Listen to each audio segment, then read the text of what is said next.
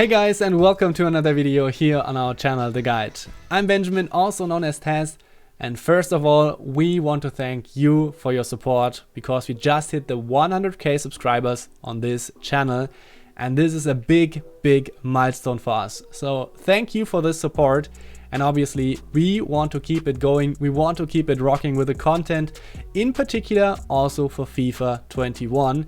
And this is also what we want to focus on now, because FIFA 20 comes to an end. There's no way in denying it, but we want to show you how you can use the remaining time in FIFA 20 to prepare yourself for FIFA 21. Because there are certain game mechanics and skills that you can practice now and build up to then profit from it in FIFA 21, because they won't change or pretty much stay the same. For example, passing, and this is what we want to cover in this video, because passing is one of the most essential functions in FIFA and actually the most used function in your attack, and the approach, how you evaluate your passing options and come to the best decisions, as well as the clean and proper execution of your passes. This won't change from FIFA 20 to FIFA 21, and therefore now you can practice this to get your passing skills in game on another level for FIFA 21. On this topic, I would like to use the chance to make you aware of our 40% off promo for our FIFA online course, and the 25 videos of it are based on FIFA 20, but most of the content is timeless, so certain concepts and approaches won't change for FIFA 21, for example, how you analyze your game, how you practice, and so on.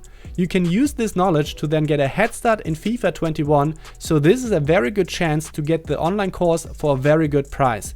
If you want to get to know more about it, check out the link in the video description, and now let's start with a deep dive into decision making and clean execution for passes.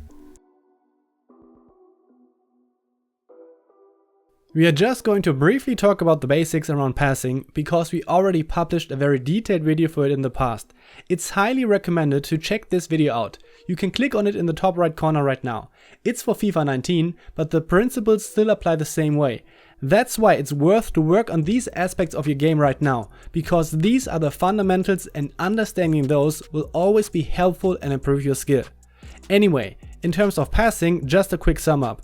You try to play your passes in a way that you're open to your teammates when passing to them. So not facing away, but instead have a body position which is open to them. While going for the pass, you try to be as composed as possible, so have a good ball control and try to get rid of immediate pressure by the opponent beforehand. Also try to pass to teammates that are open, so meaning there isn't an opponent player that can easily intercept the pass. We are going to cover this in more detail in this video. So now, after this is said, we explain how the typical approach is to come to the best decision in terms of playing a pass.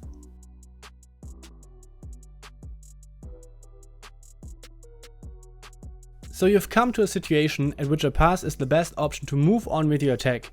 Now you have to evaluate to which teammate you want to pass to and how you can play the pass. First off, you have to understand which teammate is an option, and there are several factors that determine this. One aspect of this is the positioning and movement of your teammates. The other aspect are the opponent's player, meaning also their positioning and movement. But here, on top of that, you have to consider the opponent's player selection and his most likely action with this player. You can see this by the white indicator above one player. Adding this all together can get quite tricky, but we will guide you through this process step by step, how you have to do this on the fly. Let's have a look at a real game situation. After the free kick with my goalkeeper, I play to my center back, and with the ball control, I open myself up for several teammates to pass to. This is very important, because that way I can easily prepare a pass to either one of the three teammates which is visible on the screen. So this is step 1, recognizing your teammates. Next, you easily see that my other center back is marked by an opponent player, so you can rule him out as an option to pass to, leaving us with 2 options to pass to. At the same time, we see that the opponent is controlling the player in front of us, and is anticipating the pass to our right back. So quick and easy, we can identify that getting the ball to our midfielder is one of the best and also easiest options here in this situation. But before playing this pass, I do one step in the direction of this player to set up a clean pass, so I get a very good passing angle and a good contact to play the pass. With my midfielder, once again with the ball control, I open myself up to plenty of options. This means that I can easily play the ball to a lot of different players by just having a few additional touches if necessary. In this situation, without having a lot of additional touches, I can play the pass to like 4 players, and once again we ask ourselves which of these is actually an option. The pass to the upper striker can easily be intercepted, and I would have to take at least 1 extra touch. The pass to the lower central midfielder looks good, but when we recognize which player is controlled by the opponent and what he is doing at the moment, we see that he tries to get into the passing lane. And well, this opens up the striker here. That's why this is the pass that I go for, because I gain a lot of ground and get my attack moving forward without a lot of risk. Actually, by paying attention to my opponent's actions, I outplay his anticipation. As I get into the opponent's half, the situation gets trickier, because there's more movement of my players, more opponents, etc. So this is another good situation to take a closer look at.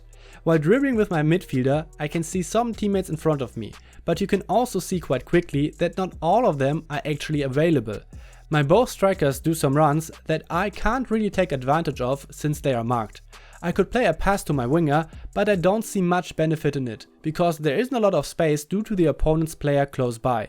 But with occupying one of the midfielders of my opponent and the other one following my striker, there is opening a lot of space in the middle for my second midfielder, which therefore becomes a superb option.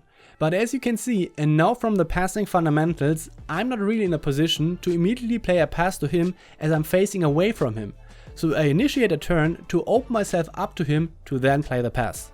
My opponent quickly reacted to this, and I followed up with some more passes to keep my attack going. So far, the players receiving my passes were all ready for it, most of the time standing still. This makes it easier to go for such passes because they are in a good position to receive it.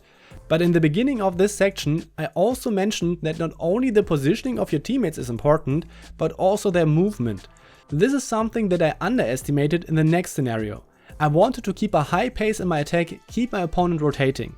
Therefore, I was trying to play a quick pass back up front, but as you can see, my winger just started a run while the opponent's player marking this player is more standing. Playing a normal ground pass with X or A is catastrophic in such a situation, and I just made the wrong decision here.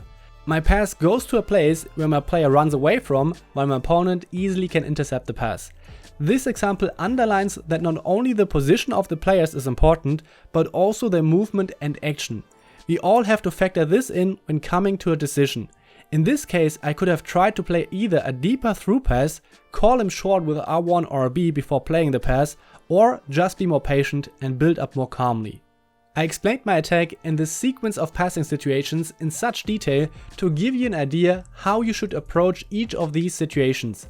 This is basically what you have to do every time before you play a pass. By scanning the pitch for your and the opponent's players, you get aware of the situation. Which players are potentially an option, which players aren't. Then you focus more on the concrete actions of this smaller selection of players and ask yourself what kind of pass would be necessary to get the ball to them. And after coming to a decision, you perform a proper setup for the pass, like turning your player. To become a better FIFA player, and by this I mean FIFA 20, FIFA 21 or any other FIFA, you have to practice this process, because you always benefit from a better understanding of your surroundings and also a cleaner execution of your actions. It might be the case that in the next FIFA, lob through passes are the superior choice for the pass, and you would try to play them most of the time. But this doesn't change the underlying process, how you come to the decision to find the best option for it. The best way to practice this process is to start doing it, especially after getting ball possession in your own half. Usually you will have plenty of options to pass to and not as many opponent players to account for. Better decisions in this area on your part will also improve your transition play, meaning you get your attack moving more securely but also with more pace. On the other hand, you will concede less goals, since it's always a threat when you lose the ball right after getting hold of it in your own half.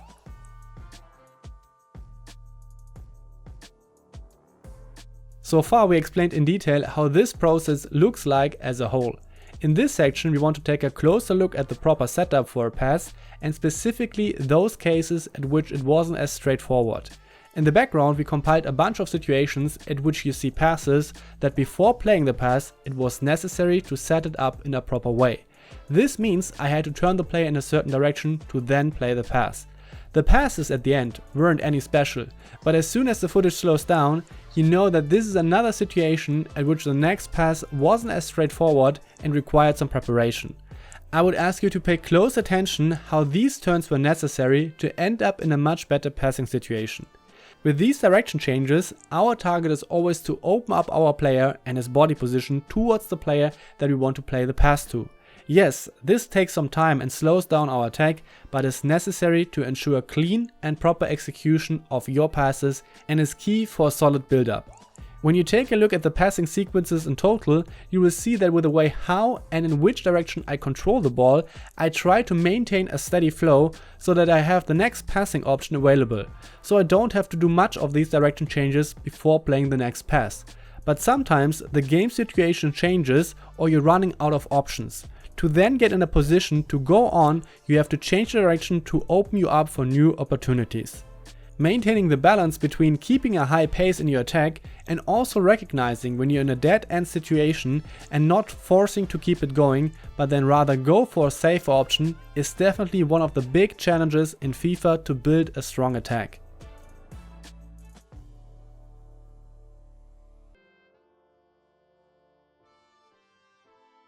Passing is and always will be one of the most important aspects of FIFA. Understanding how you come to the best decision and execute it the best way is therefore key in becoming a better player. While certain game mechanics drastically change from version to version, the underlying fundamentals of passing pretty much stay always the same. Now it's a good time window to specifically work on these skills, so your peripheral vision, understanding the game situation and how to maneuver in it to your best advantage. So if you want to improve your general FIFA skill, it's definitely worth to put in some extra effort on mastering this to start in FIFA 21 with a much better passing game. This video taught you how to approach the challenge of finding the best passing option and how to execute it in a proper way. Take this information as a guidance and from now on start to actively reflect on your actions and decisions took in those situations. If you're interested in getting to know more about how to do this, we recommend to check out our online course with 25 videos. It includes techniques and concepts how to actively work on your game, and at the moment we have a 40% off promo.